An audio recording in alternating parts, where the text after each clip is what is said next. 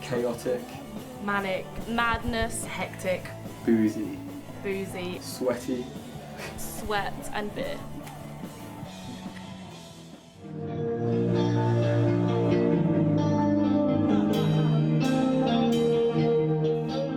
The first house show I attended was in Southampton with a band called Creeper, and I just moved here for university, and it was like my first experience being in a house show, and it was absolutely mental. The room was the size of my kitchen, a tiny box. Every house show there's like a really, really good memory.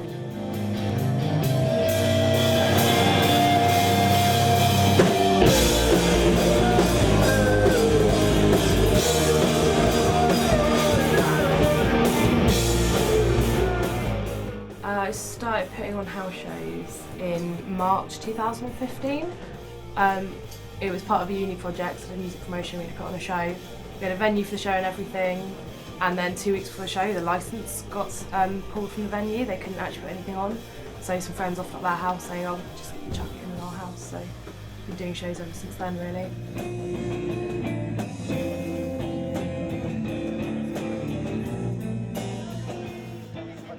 Played one in Southampton in a kitchen. That was pretty cool. Everyone like kind of stage diving, diving off of kitchen counters and stuff. So that was pretty good. Played a house show in Portsmouth for James Stelzer. He does I can't think of his promotion companies now. He's in a band called Scared of Everything. And there was no mics at that show, so that was interesting. And that was probably one of my favourite house shows, because we're not a big band at all really. And like there's people in that show like sing along so much, because we had no mics, everyone was making a conscious effort to sing along, so that was well good fun. I'm trying to think what else.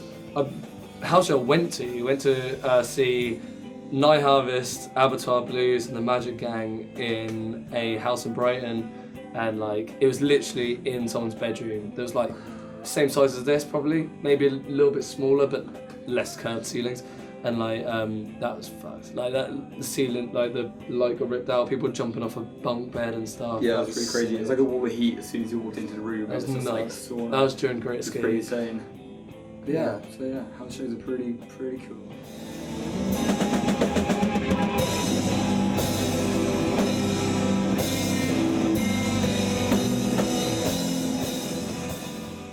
So when it comes to house shows, it's not actually about the sound of the band or, you know, how good their performance is. I think a good show is definitely having a good crowd. So just having people like having fun, singing along, pushing each other and crowd surfing.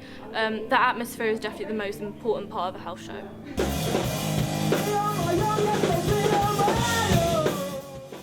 So you've got those music fans that are they go to all the big shows, they don't really talk about music as much, I feel. Like those people turning up to house shows, the ones that are really passionate about music, and they're going to spread the word of bands, and it helps the bands develop more because you've got people talking to each other. I think house shows are like, I don't know, I think you can like just feel looser at house shows, so you can have a better time at house shows in a way.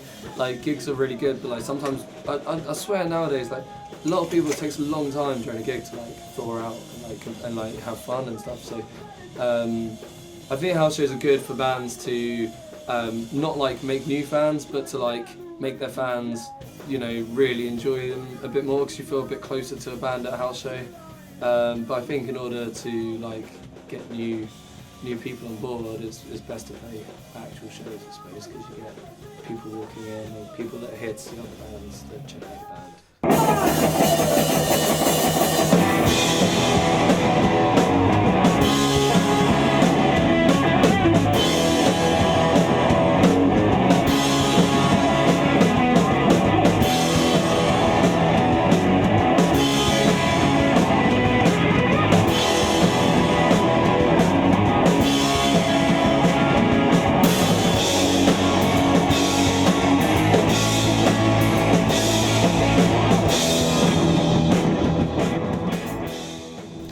house shows, it's kind of more like a community thing. So like with smaller bands, you normally have your mates to support you and, you know, get your name out there through word of mouth. So house shows are really important for them small bands to actually get out there and build a bigger community other than just their friends, like with the local music scene.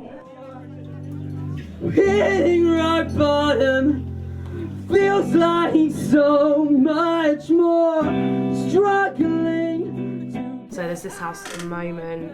I used to do these shows on Brighton Road, and there used to be this place called the Rat House, which was on Newcombe Road. It had all like Great Cynics, Narwhals, all sorts of bands have played there.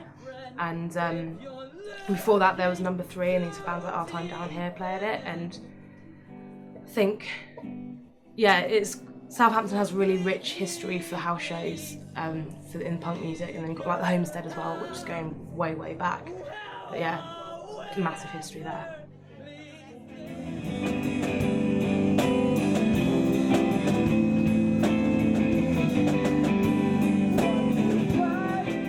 The biggest challenges for a house show, if you're attending, is always trying to get through the door to actually see the band, because you're always stuck in the hallway or on the stairs or sometimes in the toilet. Putting on house shows, one of the biggest problems is obviously your neighbours and noise complaints, because despite you living in a student area, there's always going to be somebody who complains, or you get a fine, or the police coming in. Also, when it comes to equipment, there's always stuff that breaks. I swear to God, at every single house show, there's at least a mic stand that's broken or a microphone that doesn't work, and people are just like having to sing along, and it's just madness. It's a bit of a cycle here, so I hope that they don't become more popular, because that means that obviously small venues are shutting down, and the more house shows that are happening, the more it contributes to small venues being shut down. And that's the problem we've got at the moment. Like this house show put on tonight, it's going to be the last one I do, because personally I don't want to feel like I'm contributing to that scene that's actually ruining all the grassroots venues that are really important. There's no way of moving up from a house show up to the bigger venues really without those small venues in between.